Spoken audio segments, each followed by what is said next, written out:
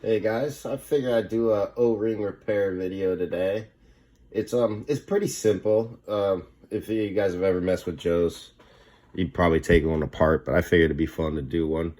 When I was a kid, we used to take these apart, going back to like 88, 89-ish, and we would do body swaps and stuff like that so that you could have different Joes with different parts of different heads, stuff like that. It was always fun. And even back then, sometimes you would have to do like an O-ring repair. I know, especially like going into the 90s, I had to take apart a lot of Joes and just do complete O-ring repairs by that point because they had disintegrated through play use and usage over the years, stuff like that. Now, the repair kit that I actually have is one that a lot of people say don't get because it's just, I don't know why, really. I never planned on using the stupid little screwdrivers it gives you. As you can see, these things are crap. They're pretty much useless. But this set was really cheap, and it came with a lot of O-rings. They're a little tight, but I tend to like these tighter ones. I've only come across maybe one or two problems now. Over 200 Joes with these O-rings so far. I don't remember how much this set was. I know it came from China. It's cheap as all heck. If $3.99 maybe, something like that. $4.99 at the most. The T-bars are really good. I've never had a problem with these. The screws all work that came with this set, no problem. They're all pretty much like the leg screws. They're a little bit shorter. Some of these back screws can be longer when you take out the originals, but the short screws work no problem from what I've seen in all of these. So it doesn't really matter to me. I've had no, they're not loose or anything, even when they've had longer screws in them. So for that set, I actually said it was worth the money. I know a lot of other people that have reviewed it online said it's horrible, especially because of these screwdrivers. But if you got this, ever planning on try to use these, you're out of your mind anyways. Just go to Walmart, get a decent set. I know this was less than 10 bucks. Got everything you need. And these were just cheaper this way in mass bulk. So that worked out for me. All right, let's go ahead and open up this Lanard figure here. And he needs a O-ring repair. I haven't done him yet. He also needs a thumb repair, which I'm actually gonna do for you guys on video. I'll show you how I end up doing those. It's really simple, easy to take Joe's apart if you've never done it. They usually just pull apart like that. The only ones that won't are your glued ones from, what do you call it, Hasbro, for your Dreadnoks, the certain ones that are glued together. And we're going to go ahead and pull that ring out. It's actually not that bad. It was just a little loose, and I didn't really like it, so we're going to go ahead and change that. A lot of times those are really disintegrated when you open them. Sometimes they'll be pulled. Sometimes they're actually not bad, though.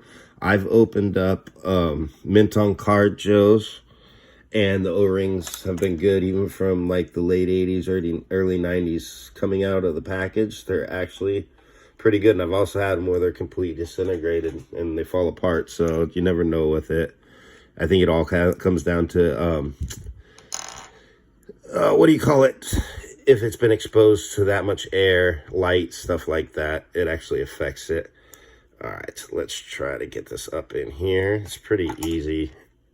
You just gotta grab it. I usually do this right here. Darn it. We'll get it here in a second. I'm trying to do this while watching it through the camera. It's interesting. Even though it's like straight on, it still kind of messes with you when you're watching it through the camera and you're trying to work on something. There we go. Got it.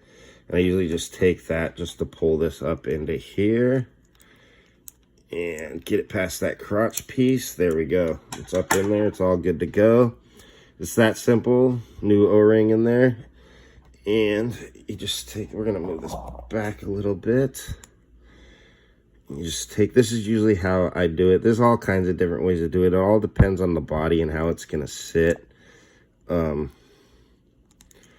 Sometimes you have to put the arms in and kind of hold them while you're doing it. Sometimes you can just go like that and let go and it'll hold it. And I just put that on the ground. And I usually take the arms. I find it to be easier to flay them out like that when you're doing this, instead of having them up close and tight like that. It's kind of a pain to do. Let me move that while I'm working here. And you take the head. And they're not always this easy. Sometimes that rubber band's not going to hold like that when you're doing this. I got lucky. Some of them do, some of them don't. And that's pretty much it. We got him in. That was a simple process. I'm so happy that I picked him. I didn't know that was going to go that smooth. Sometimes it won't hold in like that. Sometimes you got to hold the arms. Sometimes I put them together like with one arm in and then slowly open it, put one arm in and put the head in. But that worked out really well. I'm really happy with that. We're going to go ahead and grab that screw and tighten him up. You don't want to over tighten that, just enough to where it clicks in, because you will break that the front end, or you'll strip it out and it's going to be a crap show after that. But as you can see, he's a little bit tighter than he was before. It's actually a lot better. I don't know why that one was so loose. It looks decent, but it just wasn't right for him, I guess. So that worked out well. And next, I'm going to show you guys thumb repair. It'll probably be in like 2 or 3 different videos, but it'll be fun.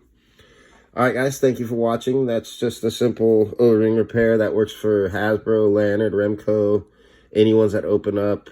You can even do that with the Ninja Force if you want to make a back hole. You can basically modify it so that the Storm Shadow and other ones open up, and you can O-ring them and fix them without doing the tie method, which I don't really like. I'd rather open it and just modify it. Thank you guys for watching. G.I. Joe Lanard Remco O-ring repair. I'll see you guys next time.